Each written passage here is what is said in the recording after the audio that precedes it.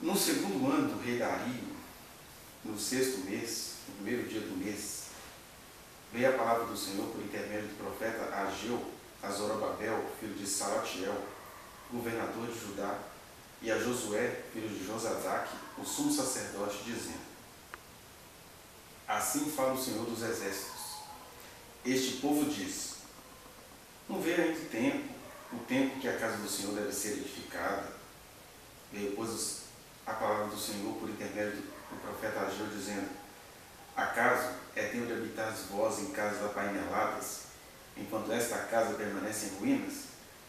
Ora, pois, assim diz o Senhor dos Exércitos: Considerai o vosso passado, tendes semeado muito e recolhido pouco. Comeis, mas não chega para fartar-vos. Bebeis, mas não dá para saciar-vos. Vestivos, mas ninguém se aquece. E o que recebe salário, recebe para pô-lo num saquitel furado.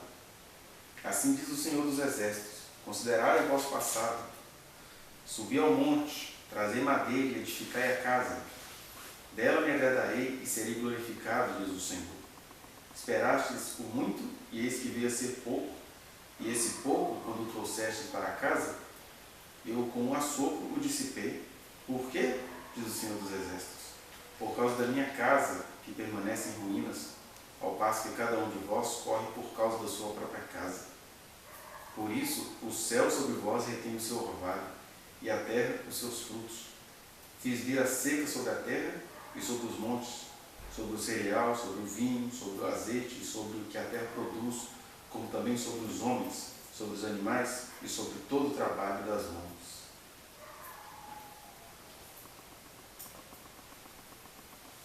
Até aqui, tá bom. Este capítulo 1 de Ageu é um pequeno livro profético de 2 capítulos. O Ageu, nome cujo significado é festividade, ele foi um profeta que foi levantado por Deus entre agosto e dezembro do ano 520 a.C. E por que ele foi levantado nesse período? Porque depois daqueles 70 anos que Israel passou sendo cativeiro do Império Babilônico, também do Império Medo-Persa, Deus deu uma ordem através do rei Ciro. Sabe-se lá como isso aconteceu, porque se você for olhar as questões políticas, o Ciro foi só um imperador que falou assim: não, cada povo com o seu Deus. Mas em Israel estava acontecendo uma outra coisa. Sabe isso que vocês estão vendo, que é uma decisão do rei Ciro? Na verdade, eu estou por trás disso. Eu estou fazendo ele deixar cada povo voltar ao seu povo, porque eu tenho um objetivo em relação a vocês. Vocês vão voltar para a terra de vocês, vão reconstruir o templo e serão o meu povo, conforme a promessa que eu fiz a Abraão, Isaac, Jacó, Moisés, Davi. E nesse período que antecedeu aí, foi de 80 a 100 anos, o período de Esdras e Neemias, o próprio livro que a gente acabou de ler mostra a titubeação do povo, né? Deus está falando, vamos reconstruir o templo. Mas logo o templo estava em ruínas, ali, né, entre agosto e dezembro de 520, quando quem tinha assumido o reinado era o Dario Staps, lá naquele período Medo-Persa. E aí, aquele poveco que não tinha valor nenhum para a história da humanidade, estava ouvindo a voz de Deus, porque Deus é tão poderoso para controlar a história lá no Império, quanto é poderoso para ficar se revelando a pessoas e a situações que não têm valor histórico nenhum. Então, porque a gente gosta desse Deus solene. E aqui, na leitura que a gente acabou de ler, ele está sendo precisamente solene. Ele é solene, mas ele não é imagético como a gente gosta, né? Porque o Deus que a gente gosta ia lá no Império falar com a Dario Staps, ou falar com Ciro. Ciro, eu sou o Deus desse povinho que está aí. Ele não falou assim com Ciro. Mas esse povinho que não tinha valor histórico nenhum, ele vai lá e fica falando com esse povo entre agosto e dezembro de 520 a.C. Estas palavras que estão resumidas em 2 capítulos. Mas ao mesmo tempo ele estava falando intensamente nesse período também, através do profeta Zacarias, de quem a gente já falou aqui. que foi contemporâneo de Ageu.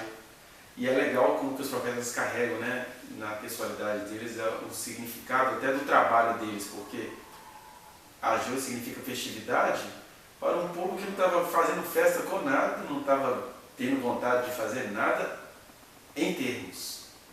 Porque no tom negativo da profecia, você vê que o povo estava muito empolgado. Empolgado com o que eles estavam trabalhando, estavam investindo, tinha gente de direita, tinha gente de esquerda, tinha eleitor de Bolsonaro, tinha eleitor de Ciro, eleitor de Marina, todo mundo empolgado, vamos mudar o país. Aí Deus chega com aquela linguagem assim, vocês estão aí fazendo isso tudo e a minha casa está lá em ruínas? E aí um Deus que a Universal adoraria, né? O Deus que faz barganha. Sabe por quê que você não prospera? Porque vocês não trouxeram ofertas alçadas ao templo. E não é disso que Deus está falando aí. A aparência é essa. Tem até uma frase forte aí, né? Vocês estão depositando o dinheiro de vocês num saquetel furado. Quer dizer, era o banco da época. As pessoas guardavam dinheiro em sacolas. Está guardando dinheiro, mas está vazando. Está vazando, está tendo... Vocês mesmos estão fazendo a própria lavagem de dinheiro. Ao contrário, porque vocês guardam muito dinheiro, estão ganhando dinheiro nesse império, mas o dinheiro não está rendendo. Por quê? Porque minha casa está em ruínas. Só que ali, naquele contexto, tinha uma aparência. Contribua com Deus, porque o templo precisa ser construído. Mas o profeta mesmo, se você for ler os 2 capítulos dele, ele está o tempo todo falando de questões concretas e temporais, mas o tempo todo apontando para questões espirituais e eternas.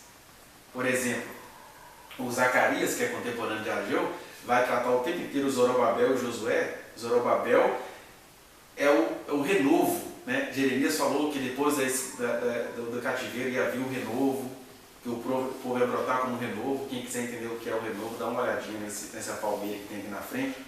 Um dia veio o jardineiro e paf, picou ela todinha, deixou só o tupetezinho dela lá em cima e aqui embaixo ruína. Em algumas semanas você viu os renovinhos, os raminhos nascendo. Assim, nem parece que tem vida aí. Aí Deus diz, quando passar os 70 anos para eu purificar essa terra, vão brotar renovos. E aí o Zorobabel, ele era descendente da dinastia de Israel, né? O rei Joaquim, por exemplo, ele foi preso, teve os olhos vazados, foi torturado e morto, mas os descendentes do rei Joaquim deu origem ao Zorobabel, que aparece aí no livro de Ageu. E o Josué, ou Jesua, ou Yeshua, ou Yesu, já tinha uma linguagem grega predominante na época, cuidava da questão espiritual. Então o Zorobabel tinha aquela questão estrutural de vamos fazer Israel voltar a ser nação. E o Josué, vamos voltar ao culto. Mas a nação só iria se erguer em função do culto. Porque, como diria Jesus lá na frente, o reino de Deus não vem com visível aparência, mas existem aspectos aparentes temporários. Né? Ninguém pode falar, ele ali. Mas também Jesus falou assim, onde estiver 2 ou 3 reunidos, aí tem um aspecto de aparência. Tem 2 ou 3 reunidos em meu nome, ali é a minha igreja, ali é a minha reunião, ali é o meu congresso por excelência. Esse Deus Todo-Poderoso que quer se reunir com 2 ou 3. Porque ele só precisa de 2 ou 3, ou seja, ele detesta individualismo, ele detesta você juntar pela sua causa, porque quando Deus está falando aí de templo, de construção, ele não está falando dessa coisa fetichista, né? Olha, vamos construir um templo. Ele está dizendo, olha, no caso de vocês, no tempo e espaço, a nação de vocês precisa passar pela construção do templo. E são sempre palavras contraditórias, porque o profeta está ali falando de questões pontuais entre agosto e dezembro de 520, mas ele está apontando o tempo inteiro para questões eternas. Por exemplo, ele fala, façam isso e a glória da segunda casa será maior do que a primeira. E o livro mesmo dá a entender que o povo não deu muita importância a isso não, porque o templo parecia um barracão. O pessoal até começou a reconstruir o templo, parecia um barracão, aí ficou lá pelas metades, aí 80 a 100 anos depois aparece Esdras e Neemias no lugar de Esdras, no lugar de Josué. e Neemias no lugar de Zorobabel, porque também o fim desses dois a gente não sabe o que aconteceu. Parece que eles não deram conta da palavra que eles receberam. Basta nós aqui reunidos essa noite fazermos uma visita há 10 anos atrás à nossa história para a gente ver que isso assim, é bem improvável. Quantas pessoas Deus chamou de forma eloquente e botava a gente para ficar cochichando no ouvido, porque o Ageu estava assim, na orelha de Zorobabel. E a gente peca em não reconhecer que Deus faz isso a história inteira, o tempo todo, eternamente. A gente idolatra Moisés porque a gente não quer acreditar que em situações específicas existe Moisés guardadas as devidas proporções. A gente adora João Batista, o rebelde, porque a gente não acredita que em todo o tempo Deus está contando com os birutas que comem gafanhoto, mel silvestre e se veste com pele de camelo. A gente idolatra todo o panteão profético do Antigo Testamento, porque a gente não acredita que Deus possa ficar cochichando no ouvido de alguém, como ele fez com Zorobabel, com o império inteiro que ele estava a governar, mas ele desceu lá naquele deserto, naquele lugar ridículo da Palestina, que ficou tão esquisito que ficou conhecido mais pelos filisteus do que pelo pessoal que ocupou, né? Palestina é o nome, é filisteu na versão grega, Palestina. Aí a terra dos filisteus, ele vai lá na terra dos filisteus, descendentes dos cananeus, inimigos históricos de Israel, e vai conversar com Zorobabel, um restico de uma família real que nem existia mais, e fala, olha, vai lá, faça as coisas valerem, não se deixe levar pela aparência.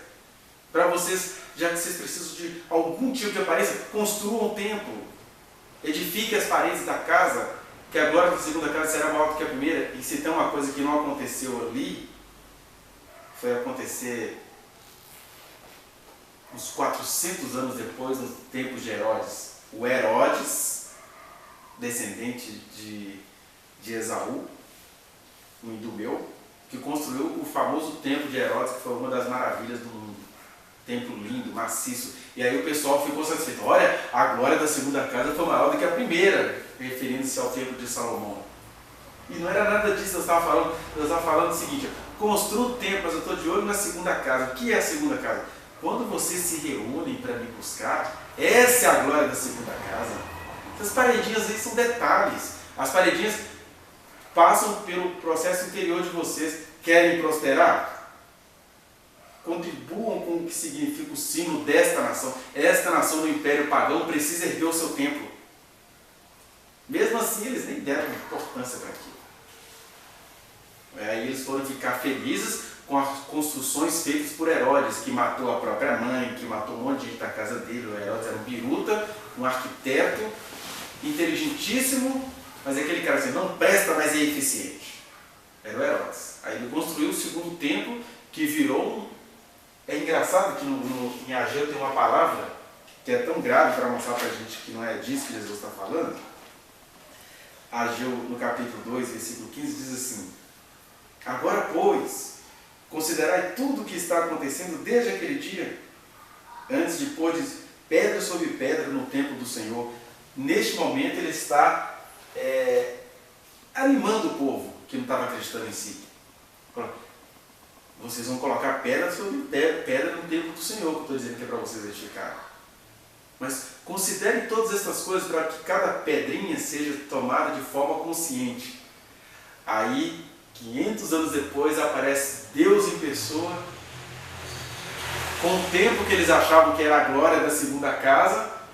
Eles olham: mestre, que pedras, que construções. Aí Jesus fala assim: pois é, não ficará fazendo uma alusão, pedra sobre pedra que não seja derribada. Que aconteceu no ano 70, né, da era cristã. Porque o mesmo Deus que levanta um Ageu para dizer é hora de construir o templo, é o Deus que já está dizendo: eu não estou nem apegado a isso. Esse tempo vocês precisam para dialogar com os homens. É igual nós aqui. Talvez a gente vai ter que alugar uma casa, uma loja, um auditório, alguma coisa assim, porque a gente precisa dialogar com a existência. Você está numa cultura das instituições, uma cultura que precisa saber que vocês reúnem em algum lugar. Mas o tempo todo o aviso é: não se prendam a isso. Não se prendam, não se torne Michel Temer um ser institucionalizado. Né? Um Nicodemos, que é um ser que se tornou a imagem do povo. O nome dele significa isso, Nicodemos, a imagem do povo. Não se torne isso. Isso são respostas que você dá no CNPJ, fundação, registro, são coisas historicamente necessárias. Mas a glória da segunda casa é você se reunir no meu nome. A glória da segunda casa é você falar assim: cara, esse é o melhor dia e momento da minha vida. Eu tenho certeza que a maioria dos que estão aqui sentados aqui não acham graça nisso. Daí a atualidade do profeta Ageu. Ele profetizou com graça, com vida. Esta casa é habitada por pessoas vocacionadas que não acham graça nessa vocação. E achar graça nessa vocação é que é por excelência a glória da segunda casa. Ah, vocês carregam uma herança cristã, judaico-cristã? A glória da segunda casa.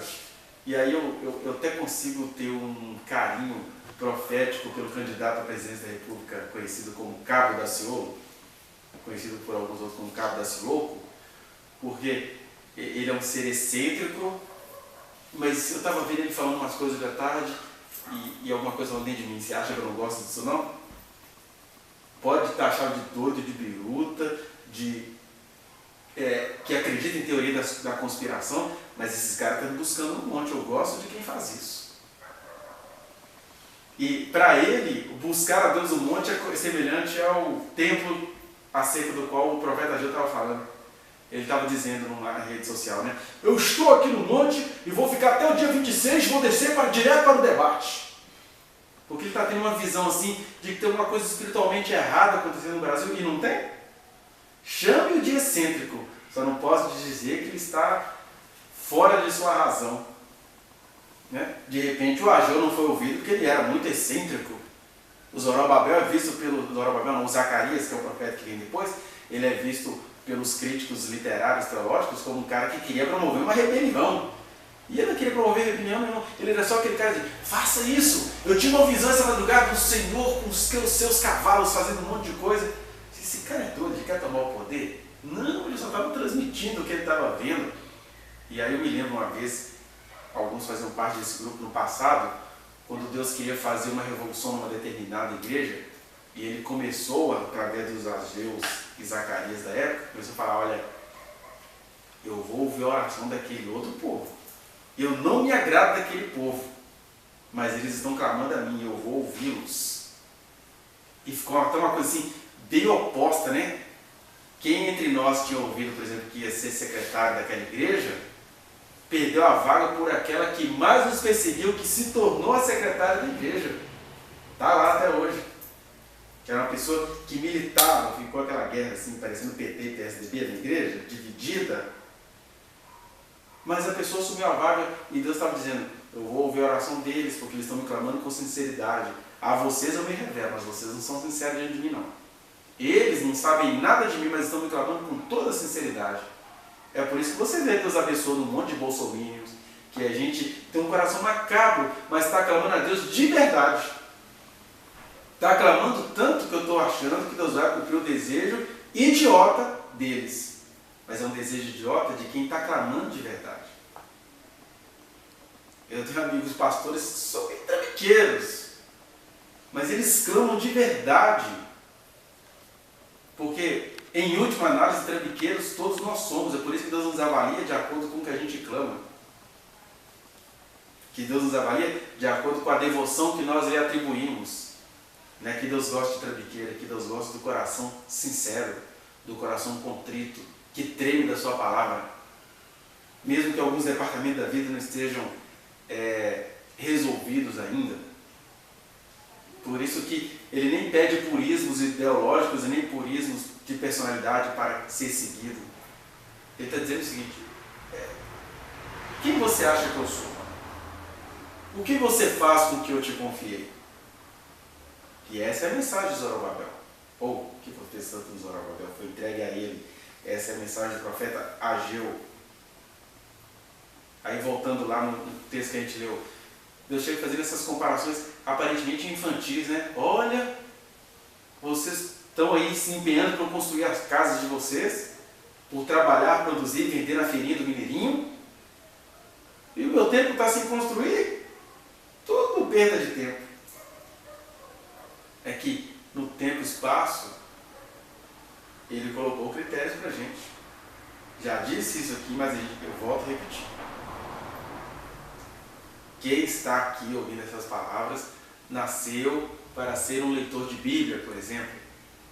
Quem está aqui ouvindo essas palavras nasceu para até contribuir financeiramente com o reino de Deus. Não é nem com o nosso reino, com o nosso trabalho.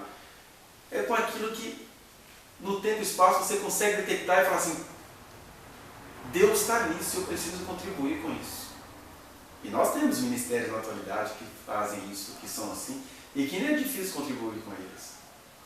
Então, Deus não vai te salvar porque você contribui, mas todo aquele que invocar o nome do Senhor, e invocar o nome do Senhor nesse caso também é ser como aquelas mulheres de Israel, tem um Capiel de Nazaré aí, fazendo sinais e maravilhas, eu vou sustentá-lo com os meus bens. Aí elas foram lá e procuraram Jesus, sustentaram com os seus bens. Tem até o nome delas, né? Joana, mulher de Cusa, procurador de Pilatos. Maria, a mãe dos apóstolos. E muitas outras que vieram com ele pela Galileia. Mesmo que isso na história signifique Jesus e suas fêmeas. Elas não estavam nem aí, elas entenderam quem era Jesus e contribuíram com seus bens. E tem gente precisando, seja aqui ou seja no sentido mais amplo do anúncio do Evangelho, tem gente precisando dessa coisa literal. Isso não tem nada a ver com fogueira santa de Israel, de arrancar o seu tutano, de arrancar as suas convicções, de fazer você até roubar o seu patrão para contribuir.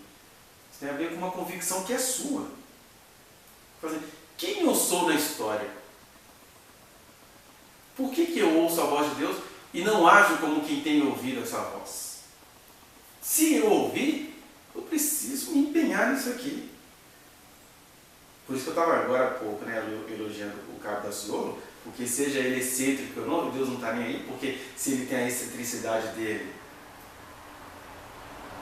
quem ri dele tem as suas excentricidades.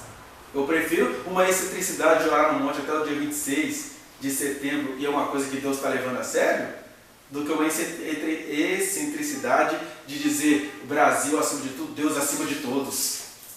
Essa excentricidade é abominável e será votada por aqueles que se dizem vocacionados por Deus.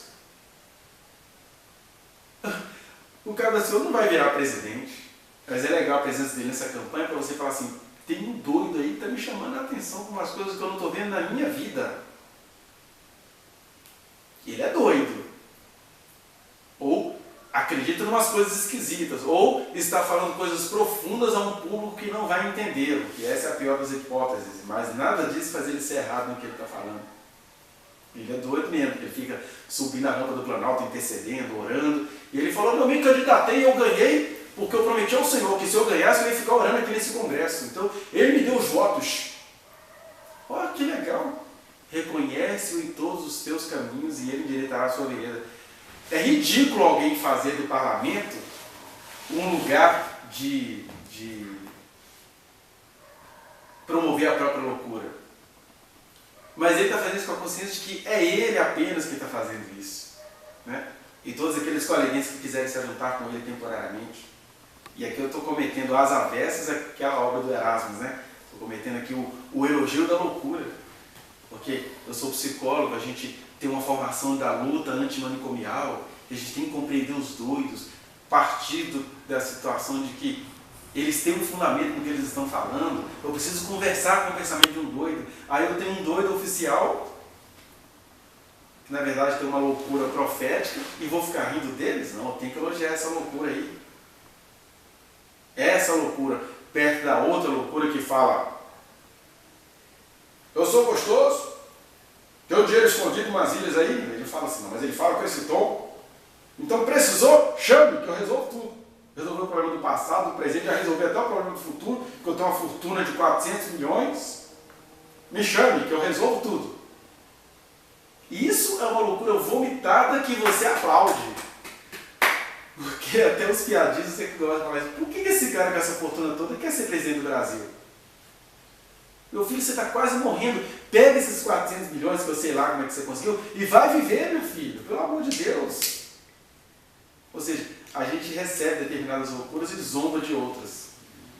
Só que Deus, cuja sabedoria é loucura para os judeus, escândalo para os judeus, loucura para os gentios, sabe ouvir a racionalidade desse cara que está lá no monte até o dia 26 de setembro. Porque de repente, eu estou dizendo, a gente lê os textos bíblicos com essa higienização. Mas de repente o Ageu era um cara excêntrico, esquisito, horroroso. Não é à toa que profetizou só 5 meses. E conseguiu reunir em 2 capítulos que ele profetizou em 5 meses. Mas de repente é uma coisa intensa. Vamos nos reunir, vamos orar aqui, ó. O tempo, cada pedrinha, vamos pensar. Esse cara é muito doido, a gente está vindo do império de Ciro. Ciro que eu estou falando, o Medo-Persa, não é nenhuma ironia ao candidato Ciro, que na minha opinião é o melhor desta conjuntura. Né? Alguém é melhor de acordo com a conjuntura, né? E ele é o melhor desta conjuntura. Mas o Ciro lá da Pérsia, não, somos racionais demais para ouvir isso aqui. Por isso que a história fica reticente, porque eles foram embora, e lá longe, um ser chamado Neemias, copeiro do rei, persa também, fica com semblante triste, e o rei fala, por que você está triste? Porque o meu povo está em ruínas, e aí Neemias vai fazer a reconstrução da cidade, e Esdras o do culto. Mas é legal a gente ter isso registrado nas escrituras, porque essa pequena profecia de Ageu é isso, gente. Parem de usar a minha verdade para se manterem, para manterem as próprias bocosices. Qual que é a bocosice?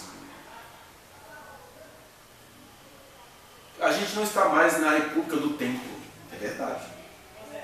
Mas assim como aquele povo, naquela circunstância histórica, precisava construir o templo para prosperarem nas suas vidas pessoais, você precisa não contribuir com o tempo maior, e nem contribuir com a minha loucura pessoal. Não, você precisa contribuir com aquilo que Deus te revelou. No tempo e espaço. Né? Que é sempre esse relacionamento pessoal. Aí Deus está falando com aquele povo. Por isso que vocês não constroem nada. Por isso que vocês não ajuntam nada. Porque tem um critério aí que eu estou pedindo a vocês e vocês não cumprem. Eu não sou Deus legalista. Mas vocês são seres do tempo e espaço, e no tempo e espaço vocês precisam responder a determinadas coisas. No tempo e espaço vocês podem até tomar consciência e ter a consequência disso. Ó. Sou um deputado federal e vou ficar orando mesmo que eu não ganhe as próximas eleições. Se você for homem para arcar com isso, amém. Receba o seu sacrifício. Agora, o que eu estou dizendo para vocês é, vocês estão preocupados com a casa de vocês? Com a vida de vocês, com as cirurgias de vocês, com as doenças de vocês, isso tudo já está solucionado. Mas por que de fato não está? Porque vocês não conseguem se apaixonar pelo que eu apresentei para vocês. Vocês não conseguem se apaixonar pela vocação que eu revelei a vocês. É Deus dizendo para aquele povo e para nós. Enquanto vocês não conseguirem se apaixonar com isso, as pessoas que têm Jesus como seu guia, clamasse a Jesus, tem uma serva dele aí envolvida nesse negócio. E ela poderia ganhar. Mas as pessoas que invocam Jesus não sabem construir esse templo não erguido por mãos humanas. Qual é o templo não erguido por mãos humanas? É eu pedir a Jesus para cuidar do país, mas eu não cuidar da moral das pessoas. E crente não quer Jesus governando o país, mas quer governar a sexualidade dos outros, quer governar o aborto das outras, quer governar tudo o que a gente não deveria querer governar. Bastava que todos nós clamássemos a Deus, ser o Senhor do Brasil, nos dê essa chance, Jesus. Aí quem é de Jesus nesse processo histórico e político, poderia ganhar de maneira miraculosa, inclusive. Porque para Deus nada é impossível. Mas Deus resolveu se condicionar, conforme ele está dizendo aqui no livro de Ageu. Para ele nada é impossível. Mas enquanto vocês estiverem investindo na vida de vocês, deixando o templo não feito por mãos humanas em ruínas, assista, que o Brasil vai ter o que quer. Eu, no nível individual, fico torcendo para isso ser um engano meu. Mas com a consciência quase alucinatória que eu tenho, tanto do poder de Deus quanto da teimosia humana, é muito provável que a coisa macabra vai ganhar. Mas tem gente de Deus envolvida ali. Porque, por exemplo, mesmo que alguém do Conselho de Deus não ganhe as eleições, esse cabo esquisitociolo já serviria para fazer migrar votos, já que as pessoas gostam de loucura. Então, tem um louquinho que eu preferiria que vocês votassem nele.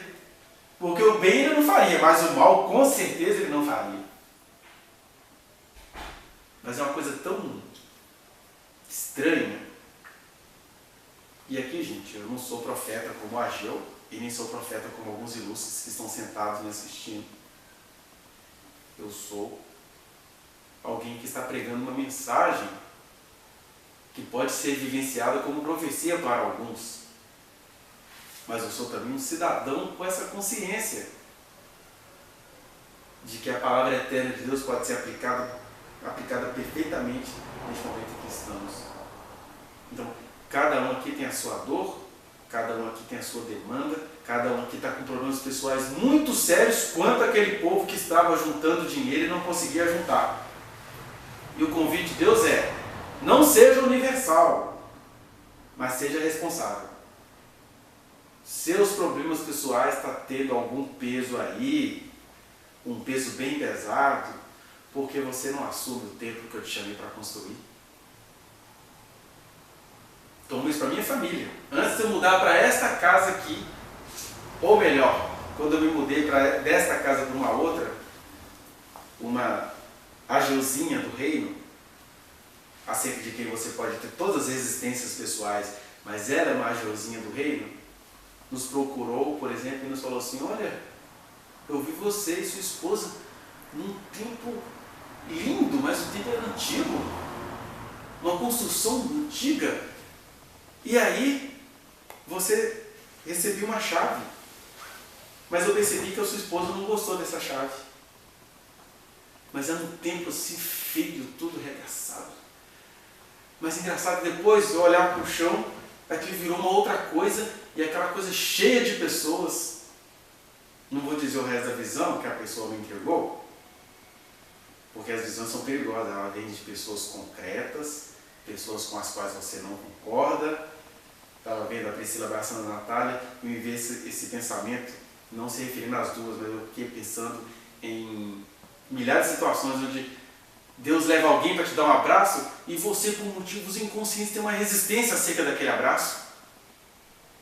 Por exemplo, para ficar bem autêntico que eu estou falando aqui, eu tenho esse sentimento, por exemplo, em relação à minha mãe, que é uma profeta do Senhor com uma ignorância existencial. Aí eu me lembro que uma vez, na minha adolescência, ela foi tomada por Deus para me entregar uma profecia. A minha primeira reação de Deus foi: pô, Senhor, o Senhor vai me falar através da minha mãe? E aí ele falou, derrubou um monte de coisa da boca dela, incluindo o meu casamento com a Sônia. Saiu da boca dela. Coisas que a minha família não concordaria. Entendeu? Aí eu estou dizendo isso, que às vezes Deus fala assim: vou abraçar fulano, mas é através de uma pessoa que eu queria que brotasse um ser dessa parede para vir me abraçar. Não estou dizendo que essa foi a atitude de quem recebeu o abraço. Estou dizendo que nós somos assim. E Deus nos chamou para ter esse nível de desprendimento. Por isso que eu estou falando aqui com muito carinho do cabo Jesus Cristo louco. Porque aquele cara é doido, mas ele é de Deus. Não concordo com nenhuma concepção política de bombeiro misturado com ex-pessoal e futuro patriota. Mas ele é de Deus. Porque se a gente consegue entender que o Mateus que escreveu o livro de Mateus é de Deus, e ao mesmo tempo que um Simão Zelote, petralha, que andava com faca no bolso, era de Deus, eu tenho que entender que tudo vem de Deus. Até a profecia daquela sua mãe que nunca vai acreditar no seu ministério. Você, meu filho, Eu já te chamei para se libertar de todas essas coisas. Quando Jesus fala assim, paz seja convosco, ele está dizendo, ih, vocês nem se entendem. Mas se vocês me receberem, quem quer que seja, essa é a paz. Essa é a alegria. Essa é a tranquilidade de quem não tem garantias nenhuma, mas foi chamado para andar comigo, e andar comigo tem um critério. Vocês precisam erguer esse templo construído não por mãos humanas. Não estou falando de templo de Salomão no Brás. É no Brás? Acho que é. Não estou falando de fazer uma média com Deus.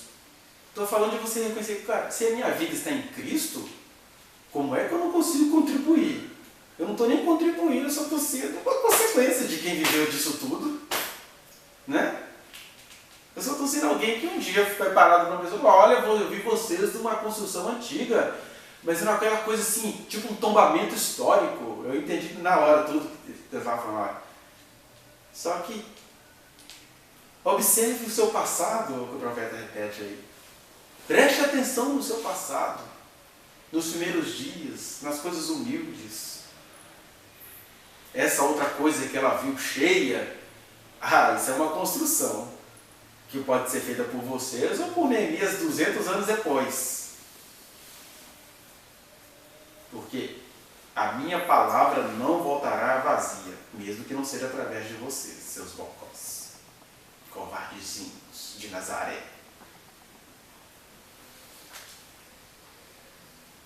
Então que o Senhor nos reconcilie com isso, com essa percepção, cara, eu não sou um ser especial no planeta. E exatamente por isso é que eu recebi a graça de receber de Deus uma missãozinha que deixa principais e potestades enlouquecidos, porque eles sabem o efeito dessa missão. Você acha que principais e potestades estão preocupados com as próximas eleições? Os principais e potestades estão preocupados com esses crentes que estão subindo no monte, pedindo a Deus para ser o nosso Senhor. E Deus quer essa reunião cósmica, que parece vazia à vista, mas que se você fosse olhar, é muita gente buscando a Deus. Deus teve que dizer isso para o profeta Elias, né? Sobrou você? Guardei para mim 7.000 que não se dobraram diante do Baal. Você está feliz que você matou 800 profetas? Era 400 profetas e 400 do poste ídolo. Coisa louca, né? Está feliz? O meu exército é maior, Elias. Eu tenho 7.000 que não se prostraram. E nem estão comendo comidinha trazida do céu como eu estou te dando aqui agora. Você não é especial assim não. Menos. Meu exército é grande. E quando ele não é grande do ponto de vista humano, ele é imenso do ponto de vista angelical. Quem falou que o meu reino é só esse planetinha? Aí quando você compreende isso tudo, você compreende por quê que algumas coisas pessoais estão muito mal trabalhadas aí.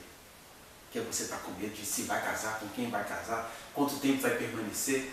Isso tudo é nada, isso tudo é saquetel furado. Estão investindo na existência do existencialismo mesmo. Você cultiva tudo que vai dar em nada, porque rejeitaram a minha revelação. Não quiseram construir o meu templo feito não por mãos humanas. Já traduzindo o espírito do profeta. Enfim, a gente poderia falar muitas coisas aqui, mas eu acho que a meditação já valeu. E o resto é esse convite. Vai ler o pequeno livro do profeta Ageu com grandes verdades, em grande estilo, né? Porque ele está falando o tempo todo de coisas temporais daquele momento, de agosto a dezembro de 520, misturadas a verdades eternas, tão eternas que serviu para a gente aqui agora. Dizendo isso. Que ele continua contando com os seus renovos, com os seus raminhos, com aquela planteca que não dá em nada, mas que já traz em si o potencial de uma árvore frondosa. Amém?